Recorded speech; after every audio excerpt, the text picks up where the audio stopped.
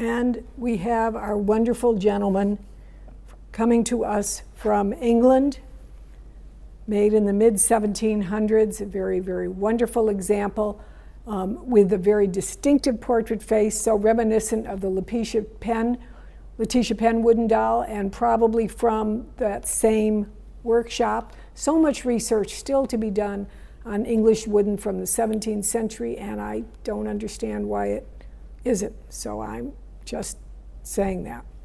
But he has, I want you to look at his costume all the way around. Very, very fabulous original costume with a wonderful embroidery in very fine, fine workmanship.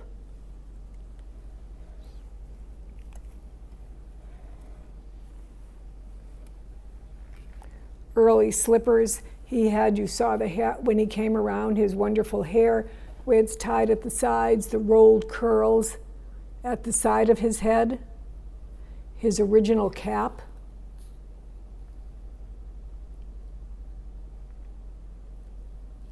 Always a gentleman. His original slippers, everything about him, original painting. And please look at the face. I'm going to pull his hat back so the camera can come in on his face. Look at the original painting on it with the dot highlights around the lashes, and then at the single stroke brows with the dotting right above the brows. Very, very fine example. These English wooden dolls are becoming so, so difficult to find, and when you can find one that has, once again, the really well-modeled face and with a lot of characterization to it, and the original painting on it, this is a great, great piece of art to have in your home, great piece of history.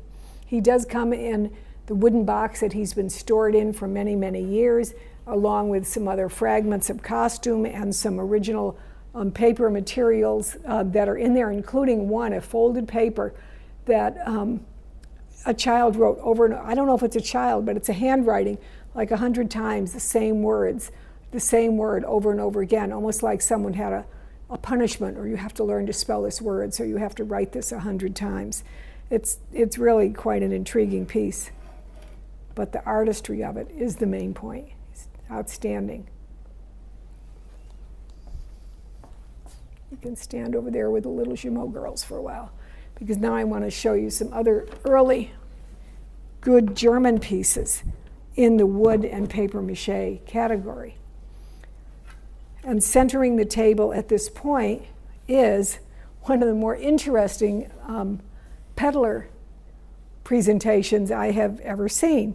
It definitely is a Peddler doll standing in the middle of her Peddler shop. So she might go on the road part of the time, and then when bad weather comes, she stays home in her shop and shows her wares there. But this, I hope your camera just keeps going over and over and over the different things that you're going to find in this shop, because it is absolutely extraordinary. Every time I looked, I found something different. Everything from little toiletries for the lady of the house to little pieces of fabric, little toys hanging on the wall, little pieces of novelty or bimbalottery, novelties of all types. You really, sewing notions, cooking utensils, little tools, everything that's on there. It's such an extraordinary piece. And it's all in its original setting. I'm going to turn it around just one time when I take it down so you can see the back and see that it's all original, the wooden shingles on the roof.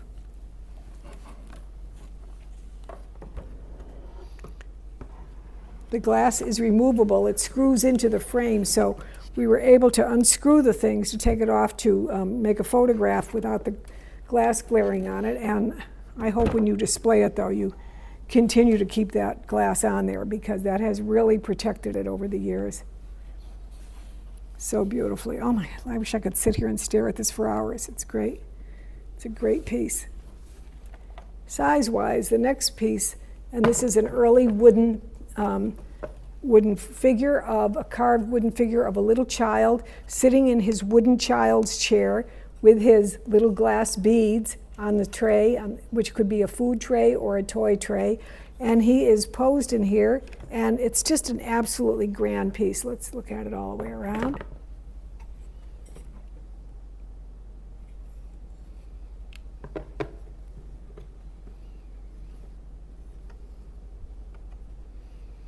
Even his little slippers I'm seeing now.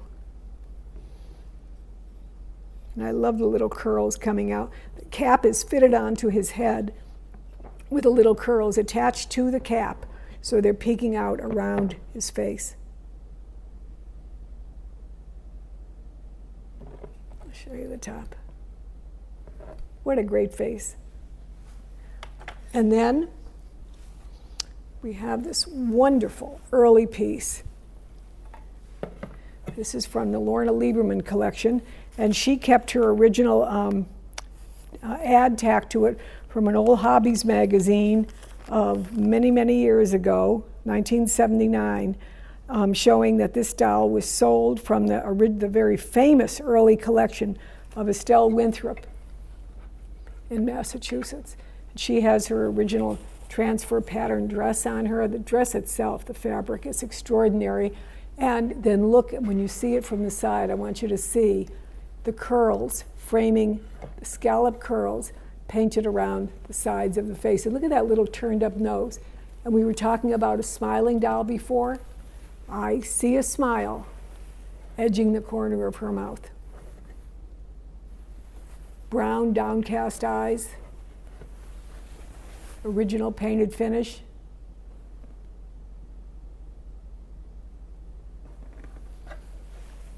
What a beautiful face. If you look at the sculpting in the back of the head, you can see the detail of the actual, like, I'm going to turn it around one more time so you can see the braids.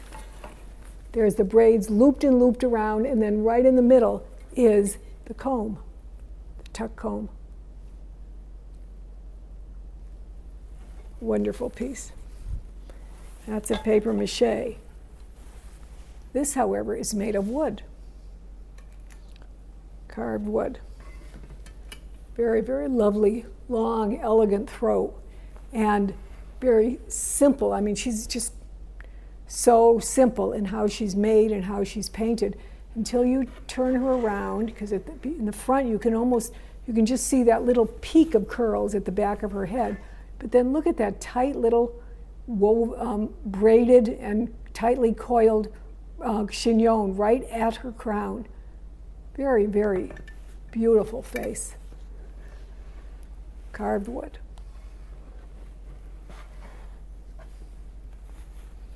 Love that doll.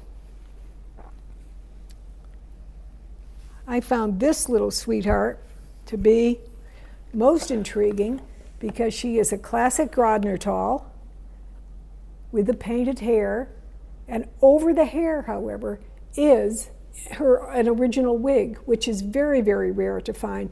Usually it's just the painted scalp, but this is painted hair under a wig and her original costume. Let me tip it easier. I think you can see it a little better that way. Beautifully preserved original costume on this girl.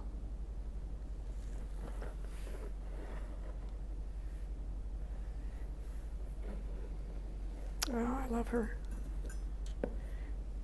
Talk about a heart-shaped face. She definitely has it. Now, in the category of what do you think about it, is this one, which I put in the catalog against my better judgment. I don't want it returned to me because you didn't say the condition was the way it was, because it's in poor condition. But it's her original costume, it's her original painting. No one has done anything to change its nature except the ravages of time. So, I don't know. What do you do? Is it something that could enter your home? You have to think about what it would be. I just found her absolutely a charming, charming doll, and maybe I was drawn to the apron, if nothing else, but I thought that was a wonderful little doll, and you have to decide if this is up to your standards. If you say, I only buy perfect, don't come anywhere near her. But if you buy because the doll carries its own story with her, give her a look.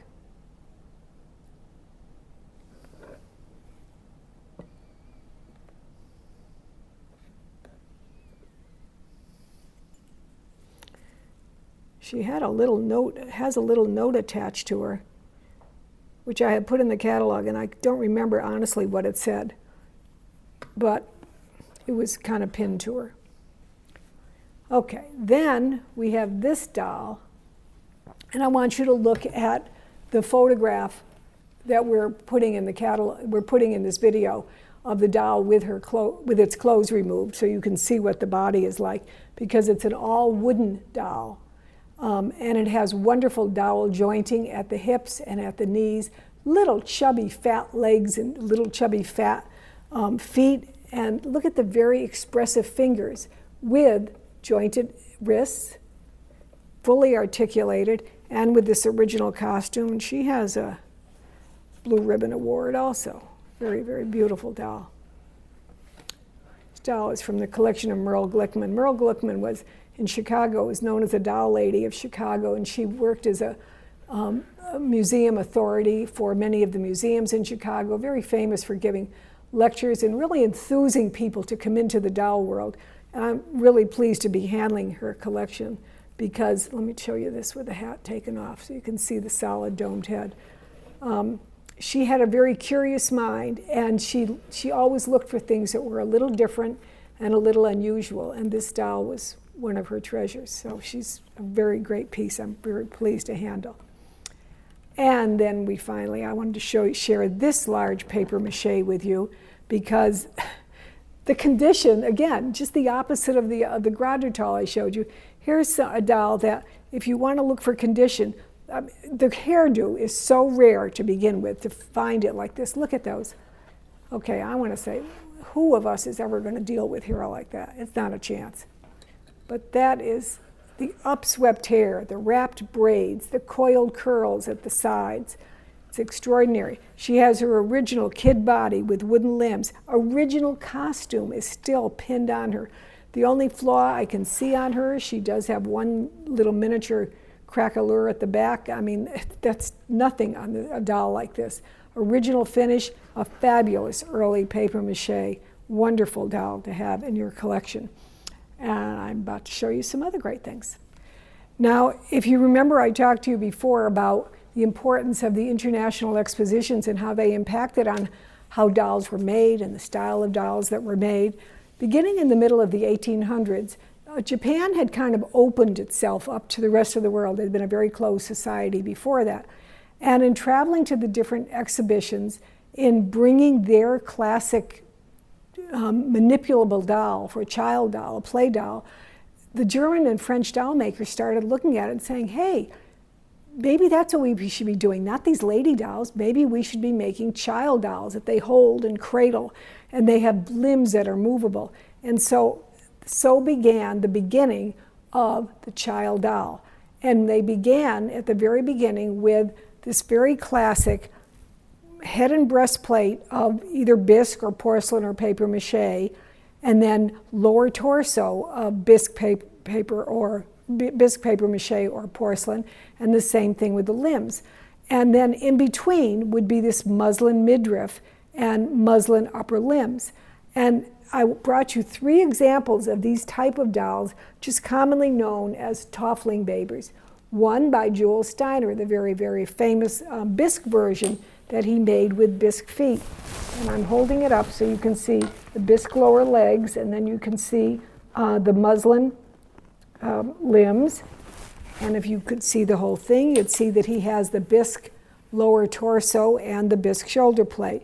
So Steiner was one of the first people to make this.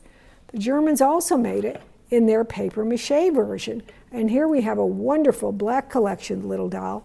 And he has, again, see those? The composition lower legs to match his face and shoulder plate. But he has the muslin midriff and the muslin lower limbs. Very, very good example. And then finally, the Germans also made this in porcelain. And we have this as one lot being sold. We have 2 examples of it. And this little girl's with the gold hairband, so sort of known as like Alice in Wonderland, is holding this little baby with the classic body the way I've described it, which is the body that was appropriated or inspired by, however you choose to say it, the Japanese doll that was introduced to the Western world in the mid-1800s. And so began the German bisque child doll. So beginning the German bisque child doll, we have on this side the French people who were really beginning to make this. Now, the Germans were much more ingenious in finding new styles and taking the work of other people and making it their own, and really being able to do it in a way that was more economical. They had better market presence throughout the world. They were able to spread their dolls around. And so I wanted to show you 3 examples of how the Germans took basic French models and appropriated them to their own designs that they were able to do a little more economically. I have this example first of all to show you. This is an early Jumeau Bébé, and this is an early Sonnenberg doll. And you can see that for all purposes, the German firm is inspired by the French Jumeau. I always run short of saying it's an exact copy because I can't actually say they use their mold, although Jumeau did accuse the German firms of doing this. But they certainly were heavily, heavily inspired by it. So there is one example. This is another example coming up where this is a gorgeous Sonnenberg doll. She's so beautiful in every way. And everything about this doll, from her facial model to her body style to her costuming, is inspired by the first model of Leon Casimir Bru, the Bébé Brevet. And I want you to see the faces side by side, of recognizing their different sizes. French doll, Sonnenberg doll. And we turn it so you can see how exactly alike they are. In many situations, the Kling Company, for example, actually had offices opened in Paris, and they were first on the scene when a new French doll was introduced, and they would be right there to get it and to get it back home so they could start to get something made in that model. Well, then Bru came out with his so-called circle dot model we discussed, and here is Sonnenberg doll. Use your imagination. You have 2 different complexions and 2 different kinds of eyes, but look at the facial model itself. It is, for all intents and purposes, the same.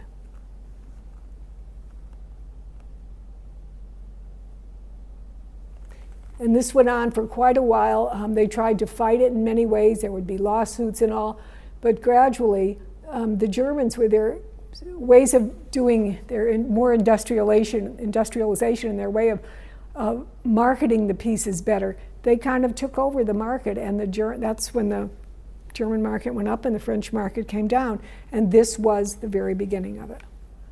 There are over 400 lots in this extraordinary auction, including many, many wonderful German art characters, a grand collection of Kathy Cruz from the Linda Kellerman collection, and wonderful cloth dolls, early American cloth from Madame Alexander, from the Catherine Di Filippo collection, and the very outstanding Adventures in Africa set from the Keith and Donna Kayonis collection, which includes backgrounds, original painted backgrounds from Schoenhood, original lithograph backgrounds from Schoenhood, original wooden box, rare animals, and the earliest people explorers, Teddy, his son Kermit, the naturalist, the explorers, many of the African natives. I never realized till I worked on collecting, on cataloging this particular set that he had with so many pieces, of how they varied from one to one. Some of the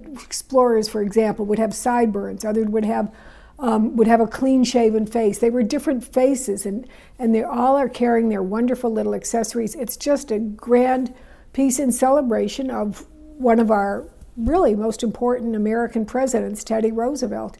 And please remember, when he went to Africa, he was as much interested in finding plants. He had his naturalist with him that were looking for rare plants. They were looking for rare animals. And it was that's why he did all of our national parks. He was such an interested person in the great outdoors. So this all comes true when you see this wonderful Adventures in Africa set featuring Teddy Roosevelt. I urge you all to come to this auction and see all of the wonderful pieces we have.